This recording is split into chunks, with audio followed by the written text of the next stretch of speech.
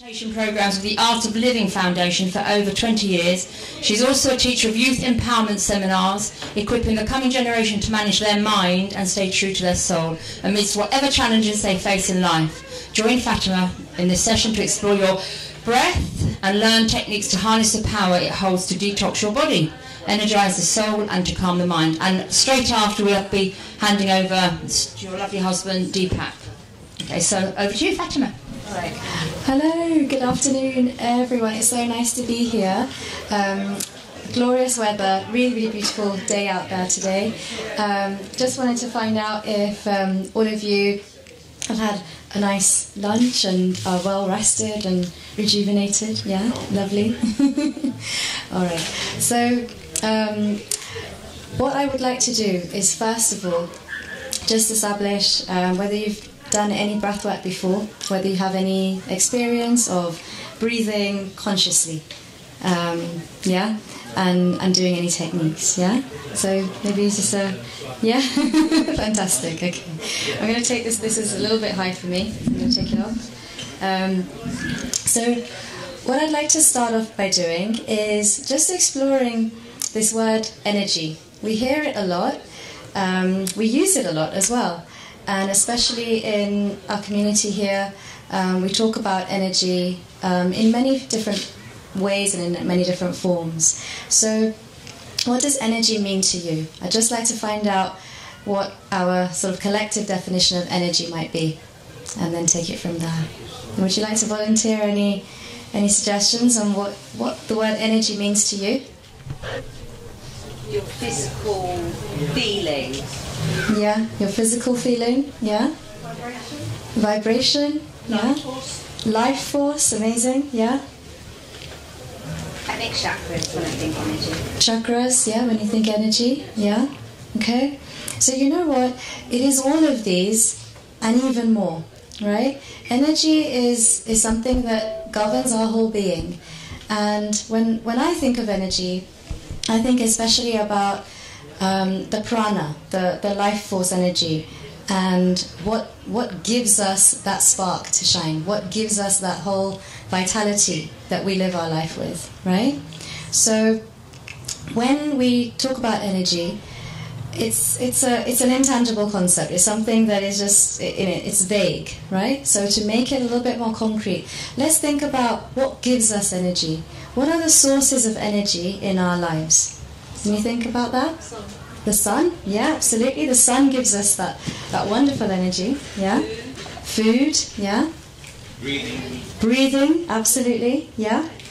Sleep. What else? A smile. A smile, yes, absolutely. A smile gives you energy, Sleep. yeah. Sleep, amazing. Do you know what? Literally, you have, all of you, named the 4 main sources of energy, yeah.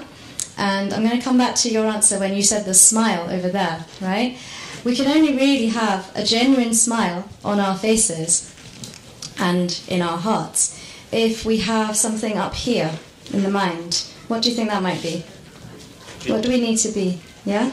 Peace, right? If we have mental peace up here, then that smile will come naturally, right?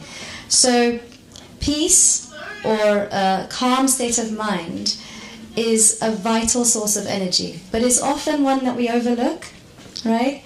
Because when we think of what gives us energy, yeah, we might think sleep, absolutely, a good night of sleep, and then you wake up refreshed, right? And sleep is one of those things, if you don't sleep enough, or if you oversleep, if you sleep too much, well, how do you feel if you've overslept and when you wake up? Yeah, you feel a bit sluggish, and maybe, too much sleep is not so good, too little sleep is not so good, but just the right amount of sleep, and the quality of sleep is important as well, right? So when we go to food as another source of energy, if you haven't eaten for days and days and days, and you're not used to fasting, then that can lead to a slump in energy. If you overeat, if you have a really heavy meal, how do you feel afterwards? Again, sluggish, right? So it can drain your energy because your body's busy digesting all that food. So again, with food, the quality of food and the right amount of food is vital to support that energy, yeah? And then when we come to our breath, right, which we'll be going into a lot more detail in this session, our breath has this amazing capacity to give us the energy we need to live our lives to the full. Yeah? And using our breath, utilizing the full capacity of our lungs and breathing in a quality way. So just like with our food, the quality and the quantity of that food gives rise to either, a sluggish energy or one that's full of vitality. So just like that, even with our breathing, there's a very, fine line between when we are breathing and it's giving us energy, or when that breath might not be conducive to giving us energy. Yeah? And there's different types of breath work that we'll go into to demonstrate that. Another one that you mentioned, which was the smile and the peace of mind, right? So that, for me, can come in the form of meditation, a meditative state of mind, one where we are relaxed, yet we're not asleep, we are still alert, right? We're quite focused, and we are very aware and we are conscious of what we are doing, right?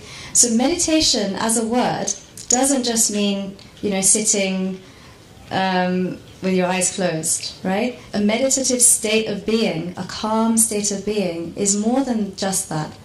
It is a complete awareness in the mind, right? Relaxation in the body, and also the ability to respond appropriately, to respond with full awareness and full consciousness. Yeah?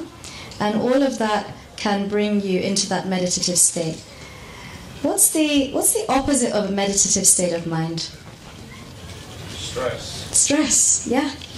Okay? Stress in all its forms, right?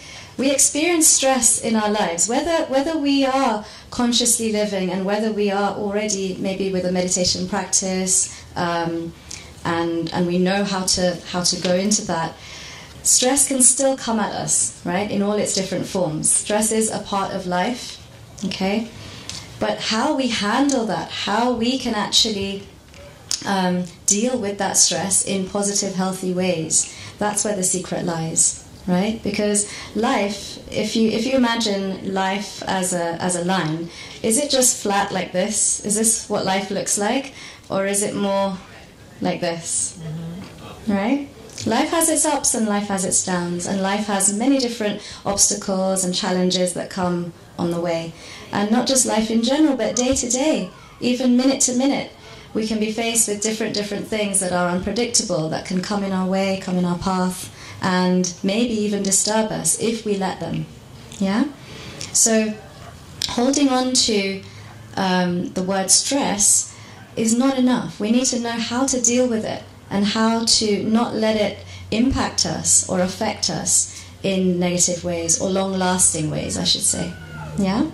So when we're dealing with life and we're going on this roller coaster of a ride, yeah, how to not let the downs affect us and not to stay down, how to then be able to rise up again, yeah, and follow that wave, follow that curve. So breathing techniques, which we're going to be learning today, offer you this wonderful tool, right? It's within us. We don't have to get our phone, we don't have to go anywhere, we don't have to pick up anything. The breath is with us 24/7. This is our first act of life, right? And will be our last. But the breath is with us continuously. We just need to explore its secrets and learn how to utilize it. Okay? So with that, I'm going to go into the very first breathing technique. And this one, I'd like to tell you a little bit before we do it. It's to do with our nostrils, okay? If you've heard of this before, please raise your hand. Alternate nostril breathing. Have you done alternate nostril breathing? Fantastic, okay? So when we do alternate nostril breathing, we are using the two channels of our nostrils, and they actually are governed by two different life forces. So we've got the left-hand side nostril is to do with the moon, and it's known as the Chandra Nari, which is like the moon channel in Sanskrit. Yeah? And this is a cooling energy, and this is one that brings calmness and brings a deep meditative state. Okay, so that's the Chandra Nari, the left nostril. Now, the the right nostril is a warming, heating, rejuvenating energy, and this is governed by the sun, and this is known as the Surya Nadi, yeah, which means the sun channel. So our two main, we have so many different channels of energy running through our body, but the most tangible ones that are available to us that we can actually use are the channels running through our nostrils, right? And the alternate nostril breathing technique is a really, really fantastic way for us to actually harness that energy and utilize it. So if we want to go into a meditative state, we start the alternate nostril breathing using our left nostril, okay? And alternatively, if we want to warm up our body, maybe for digestion, or warm it up for just because you're feeling cold and you want to warm up as a body, then you can start with the right nostril. Yeah? To check which nostril is dominant right now, just do a little exercise. With your index finger, just raise it just underneath your nostrils and just breathe out slowly. And try to see whether one of your nostrils is more dominant right now than the other. So whether there's more air being released from your right side or your left side. Just breathe out a few times and just feel that. Yeah? And maybe raise the hand which signifies which nostril is more active for you right now. Yeah? Okay? And if you just look around the room, you'll see that there's almost like a mixture of whose left side and whose right side might be active right now. Yeah?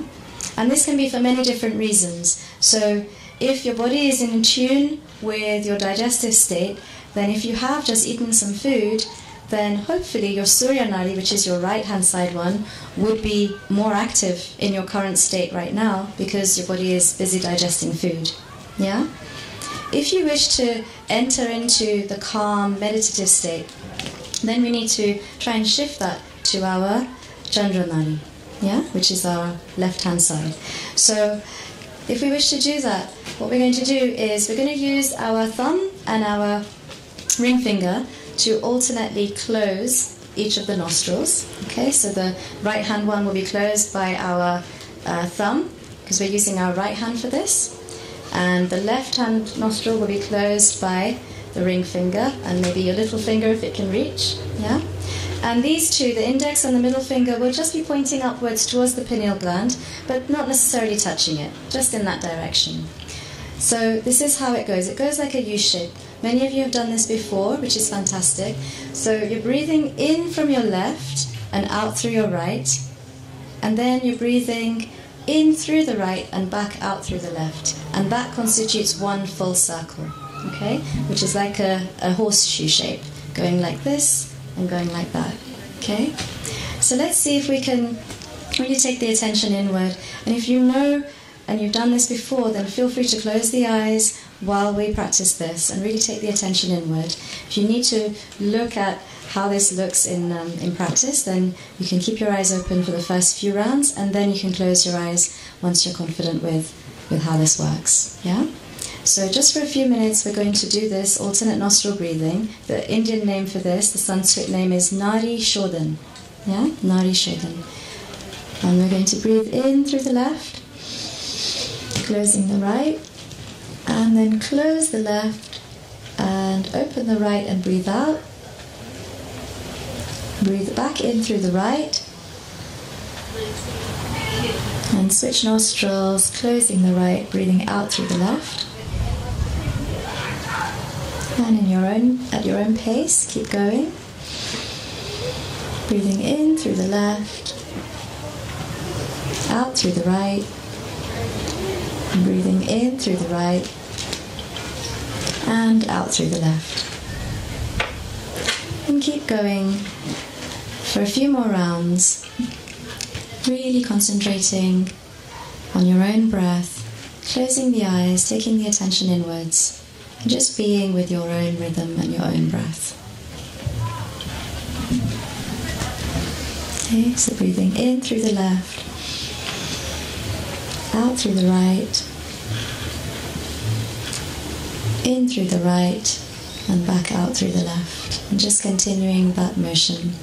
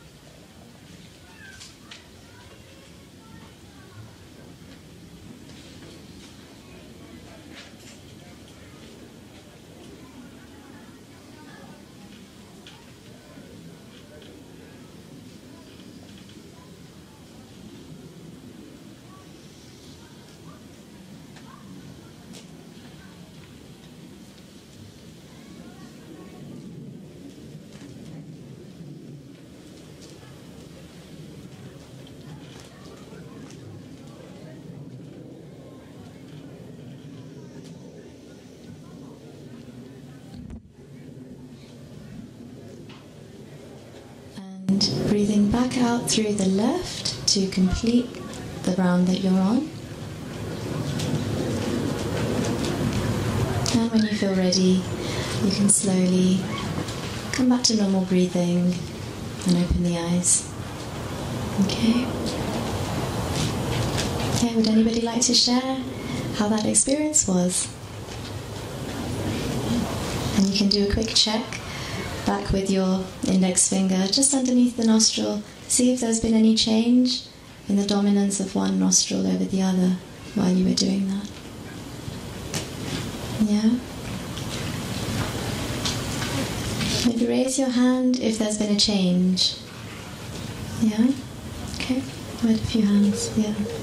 Okay. And generally your body will do what it needs to do. Right? There's no right, there's no wrong.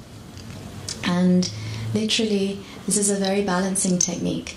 So it brings balance and harmony to all the different energy channels that are running in your body right now. And you have managed to create that balance and that harmony just by that simple breathing technique we just did. Yeah? So even with your right side and your left side of your brain, this can actually harmonize and balance how one side of the brain is being used versus the other. So it's a great one to unify and harmonize all the different energy and the different functions of our body. Yeah? Okay, you ready for another technique? Yeah? So we have had something to eat and we might be feeling a little bit sluggish depending on how much we ate. Yeah? So this is a technique called the energizer breath. It has other names as well. It's sometimes called the bellows breath, and it's also known as the power breath because it gives you all of this. It gives you vitality, it gives you energy, and it gives you some power in your lungs. Yeah, it's a very oxygenating technique. So we stay sitting down while we're doing this technique, and we stay with a straight spine. So sit, if you're leaning against the back of your chair, just come a little bit forward so that you have a straight spine and you're not leaning against anything. And I'll show you, maybe I'll ask my husband to just come and hold the mic because I need to show you while I'm sitting. Do you want me to show? I can show it if you just hold the mic. Okay. So what we're going to do is just in a loose fist, we're going to put our hands in a loose fist and just have our elbows almost kind of hugging our sides of our body, okay? So quite close in. And how this looks is it's all done through the nose. We're going to breathe in and out through the nose while we're moving our arms. So our arms are going to fly up like this. And you can see I've released my fist into an open palm. And then we're going to breathe out through the nose back into the starting position. Okay? So that's one. So breathing in and breathing out like this. And if anybody needs a tissue, anybody's got a blocked nose, you can feel free to do that now. Okay? It's a great one for clearing congestion, clearing the sinuses, and just having a very effective oxygenated pathway. Yeah? So we're going to breathe in like this. You okay?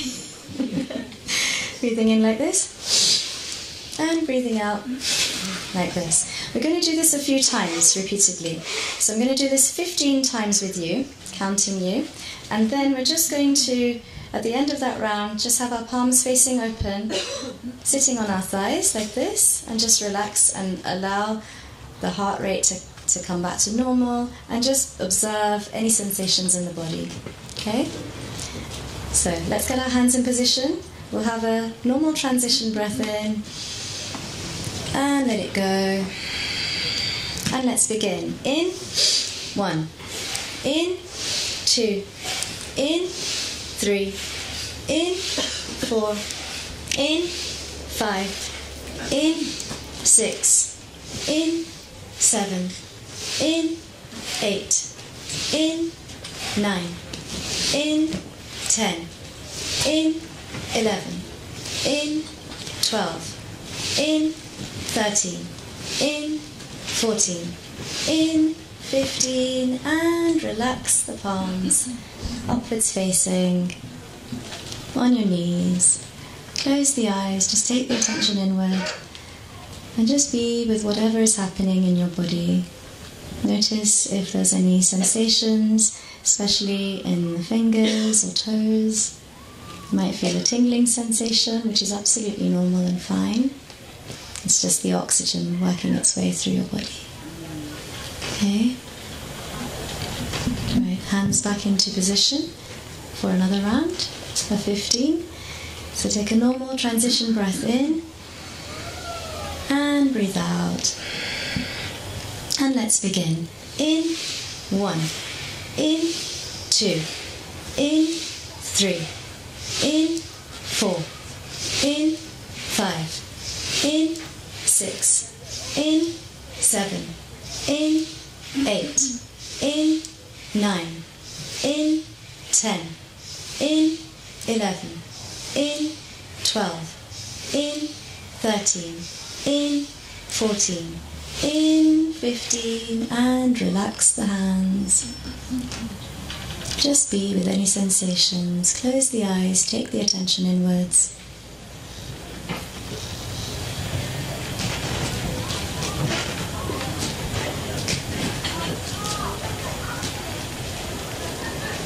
Take another normal deep breath in.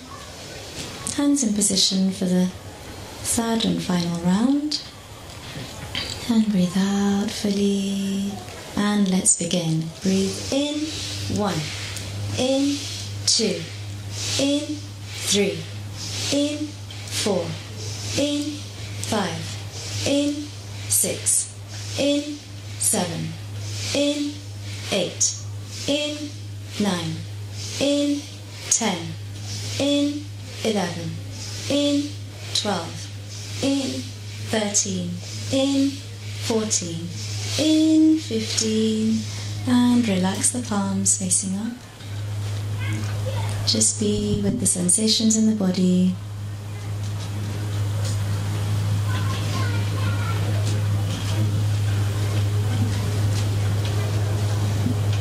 And when you feel ready, you can rub the palms of your hands and gently bring them up to your face. And open the eyes and come back. Okay? Okay, how was that? Yeah? Okay, so this has a Sanskrit name as well. It's called Bhastrika. Yeah? Bhastrika. You might have heard of this before. It's a very effective technique for really detoxifying as well as oxygenating your system on the outward thrust, really expelling all the toxins. And I want to talk a little bit about this amazing capacity we have within our lungs to actually detoxify. Yeah? So we might, think, oh, I really need to detox. I'll go on this diet, or I will eat this food, or I will cleanse by having a body scrub, or there are so many different techniques that are available to us to detox our body. But the simplest, purest, most available, accessible way is just via the breath. It's with us all the time, and it's actually the most powerful, effective way of detoxing because we do it every moment, right? We just need to be aware and conscious of this enormous power that our lungs hold for us. So with a breathing technique like breathing in and then out forcibly like this, we are actually helping to eliminate 90% of the toxins within our system just by that action. Yeah? And with our breath and our capacity to breathe, normally, this is on average, adults only use 30% of their lung capacity. On a day-to-day basis, as you're breathing normally, right, we're only using 30% of what is available to us, right? So doing some conscious breathing techniques where we're fully utilizing this amazing capacity that we have within us, can you see how impactful that would be, right? It can really, really enhance your body's ability to detox naturally without the need of anything else, just your breath. So techniques like Bhastrika, techniques like even alternate nostril breathing, and I'll teach you another one shortly, which is known as the victory breath. Right? The victory breath is a great one for settling whatever's going on up here. Okay, who would say that? Yeah, they can tell that they have a mind that might be restless at times and has a lot of chatter. Yeah, thoughts going on around. Maybe there's this tendency in the mind. We can either find ourselves worried about things that have already happened, thinking about the past, which we can't change. Yeah, or we're thinking into the future, worried about what the future brings, worried about what lays ahead, right? And if our mind is either fluctuating between the past and the future, what are we missing? The present moment, right? We're missing what's happening right now, here, this beautiful marquee that we find ourselves in, right? We're living, we're breathing, we are fully fit and fine right now, right? Right here, right now, everything is as it should be, right? This present moment is beautiful. But if our mind is stuck in the past or stuck in the future, we're missing what's happening in the here and the now.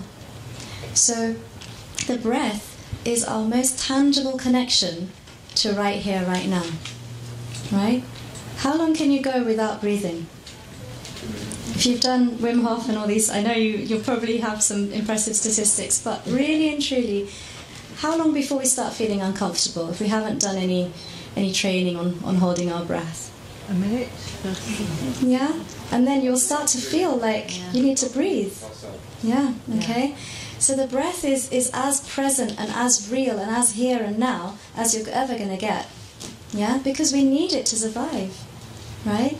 So to bring our mind back into the present, there's no better tool than using our breath, because it keeps us in the now, it keeps us in the present. Because without it, where are we?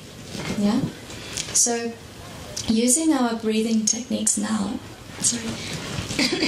we are going to explore how we can utilize this full lung capacity, okay, and also to enhance the state of mind that we have. So, to reduce the chatter, to reduce the restlessness that we can experience in the mind, this technique is really, really fantastic for bringing just some stability and to ground ourselves in the breath. Okay?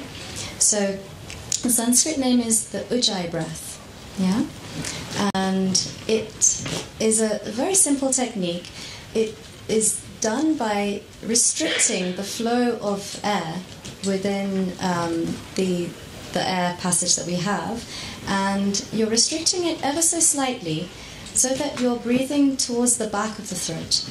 Yeah?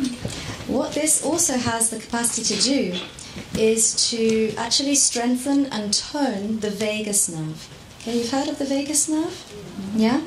This is an amazing nerve that can actually change the functioning of our brain from being in flight and fight mode and all the stress, the cortisol, the hormones that can actually really keep us in that mode, okay, can be flushed out of our body, of our system, and we can come and find ourselves back in the parasympathetic nervous system, which, when you talk about the neurology of our brain, we can either be in the sympathetic nervous system or the parasympathetic nervous system. And we want to find ourselves back in the parasympathetic so that we can function, we can think clearly, we're not disturbed, and we're not in this constant state of anxiety. Yeah? So this breath, the Ujjayi breath, can actually help us to practice toning our vagus nerve and build that vagal tone into our day-to-day life so that we can actually come back, even if something does disturb us, even if we are stressed, that it's only momentary. And then we can actually bring ourselves back into that calm state of mind and function as we should from our parasympathetic state. So the vagus nerve allows us to do that. Okay? And just like any muscle in our body, if we keep this toned, this is going to really, really work wonders and help us with our day-to-day processing of stress. Yeah? So this is how it works. We're going to practice trying to take that breath towards the back of our throat.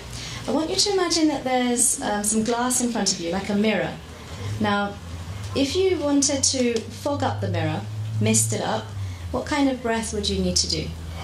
Yeah, exactly. Okay, can you practice doing? Okay.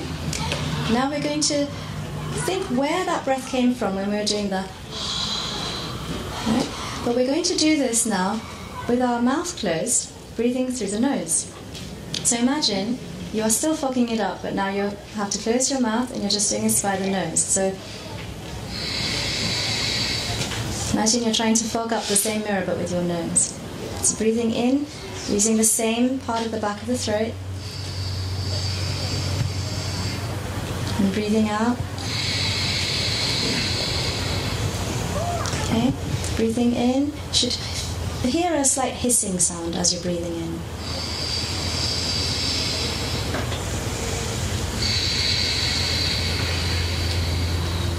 Yeah? The way of checking that you have this, because another name that we call this, I do this for children as well, and in schools, and whenever I'm with younger people, we call this the ocean breath. It's an easier word for them to remember. And the reason it's called the ocean breath is if you were to put your hands up to your ears and then you're doing this breathing technique, it actually sounds like you're holding a seashell and you're hearing the ocean. It's really, really powerful. So try the breathing technique. Cover both your ears with your hands. And now breathe in this Ujjayi breath.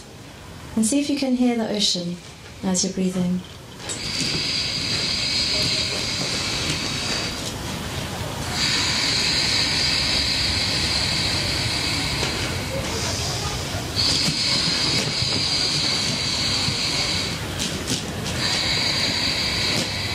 Yeah? Do you hear the ocean? Yeah? Okay. Which is a really lovely, lovely sound that you're producing all by yourself. Yeah? You hear a storm? Okay. So we're going to now practice this technique called the Ujjayi breath. We're going to be breathing in through our nose and out through our nose. So this is not through the mouth at all, okay? Just through the nose. And what I'd like you to do is just focus on how you're breathing in and out by placing the right hand palm on your belly. So as you're breathing in with the Ujjayi breath, I want you to feel how you're expanding your lung capacity. And once you've breathed in as much as you can, I just want you to hold it for a few moments before you breathe out. Okay? Keep a straight back. Lift your shoulders slightly. And as you breathe out, really try to elongate the out-breath for as long as you can manage. So simply by breathing in this Ujjayi style, you are increasing your lung capacity. Yeah? So see if you can now internally, just yourself, you can count how long is your in-breath. Yeah? How long can you hold it for comfortably? And then how long is your out-breath? This is personal to you.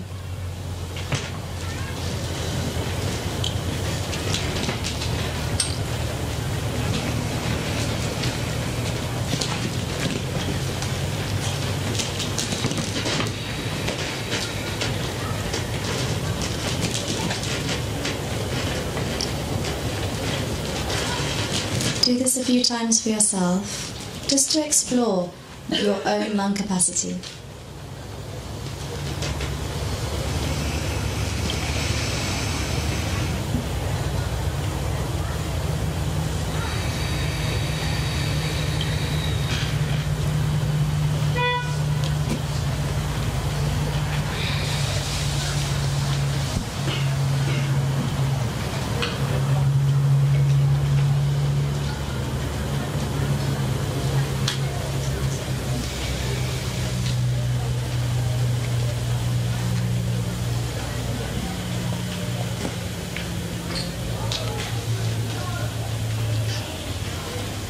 And come back to normal breathing. Just relax the palm.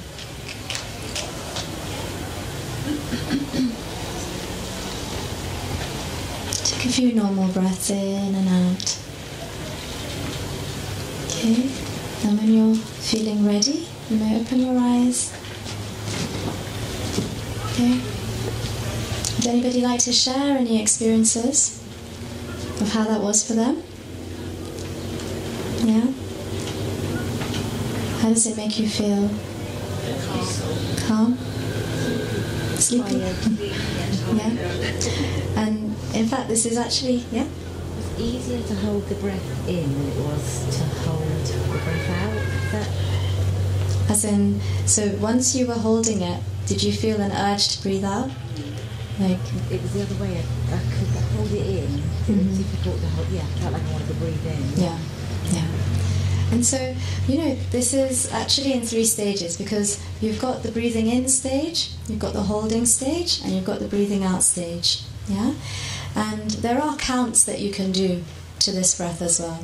So when you're breathing in, you breathe in for 4, if possible. When you're holding the breath, you're holding it for 4. When you're breathing out, you try to make it even longer. You breathe out for 6. And then there's a little pause before you go into the next breath. So you hold, after breathing out, you hold it for 2. And then you breathe in for 4. You hold for 4. You breathe out for 6. And you hold for 2. Okay, so it's 4, 4, 6, 2. Okay, so that's the traditional way of doing the Ujjayi breath. And this is one of the very, very effective pranayama techniques. Pranayama is the word for breathing techniques that increase this life force energy within us. Yeah, and it's one of the very effective breathing techniques that's taught on the Art of Living course, which is where I've learned most of my breathing techniques. And I've done this for the last 23 years now. And I was fresh out of university when I came into this whole world of breath work. It was a lovely age to be exposed to it, because it's helped me in so many ways, including childbirth and you know, all these different events in our life where we need our breath to really be with us, yeah, to act as a tool to help us. So if you would like to learn more about breathing techniques in general, I really recommend looking into some kind of a professional course that you can actually go on, because this is just a taster, this is just a flavour of what our amazing lungs can do for us. But the power is there to do so much more. There's a technique that I really recommend you can search up. It's called Sudarshan Kriya. And the Sudarshan Kriya, there's been lots of studies and research that they've done where they've, you know, hooked people up while they're doing the technique and seeing what is going on in the brain and what's going on in the body on a cellular level. And the Sudarshan Kriya technique, it's shortened to SKY, so SKY.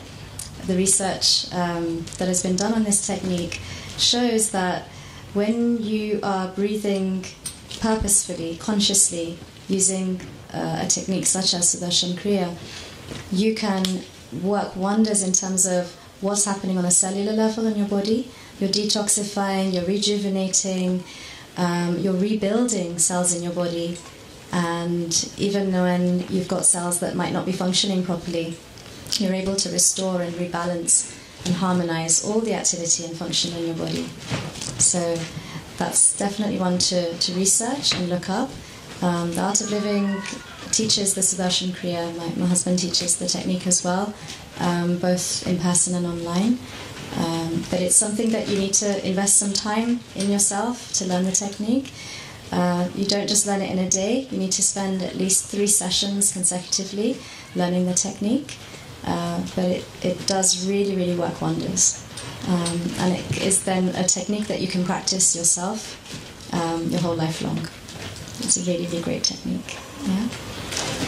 There are also courses for children to learn a variation of the Sudarshan Kriya that is good for their nervous system. And there's also techniques, especially for teenagers.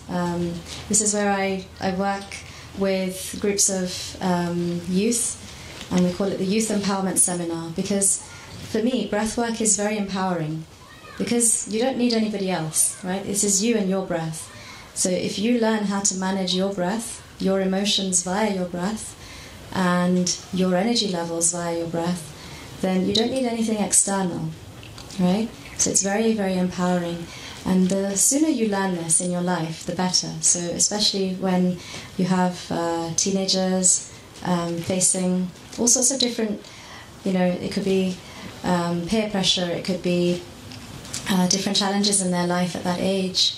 Having a technique like this to really come back to, which doesn't require any screens, doesn't require anything else, is a fabulous tool to have. Yeah? Timing-wise, am I coming into your time now? No, please go ahead. I have no idea what time it is right now. It's behind you. But, yeah. Is it? Oh, it's there. Right. Okay. So, I think that the connection between the breath and emotions is one to really explore. How do we breathe when we are disturbed, when we are anxious? What's the breath like? Yeah, short, shallow, maybe fast as well, right? And we can really sort of attribute certain emotions with certain patterns of breath, rhythms of breath, right? How do we breathe when we are happy, when we are relaxed, when we're joyful? Yeah? And you know that sort of, that feeling of like, like it's just like relaxed and it's relieved, maybe even, yeah? And it's longer, yeah? And it's a lot deeper as well, yeah? So when we are breathing in a relaxed, calm state, yeah, our breath is longer, and our breath can actually really help our emotions, because the connection goes both ways. It's not just that when we are feeling anxious in our mind, our breath is fast, right? If we know that when we are happy, our breathing is longer and deeper and more relaxed, we can actually create that state of mind via our breathing pattern, because we can control how we're breathing. So if we breathe long and relaxed and deep, we can actually cultivate that calm state of mind, right? So the connection is two-way, yeah? And this is where the power of the breath can really, really reap its rewards, because it can help us with the quality of our mind, yeah? Okay, I'm going to hand over to my husband. He's going to be sharing some other words of wisdom and some gems from his time studying the Vedas and all sorts of different ancient wisdom. So I hope that the breath work is something that you will stay on to explore, and I wish you the very, very best with all your breathing in life. Okay, thank you.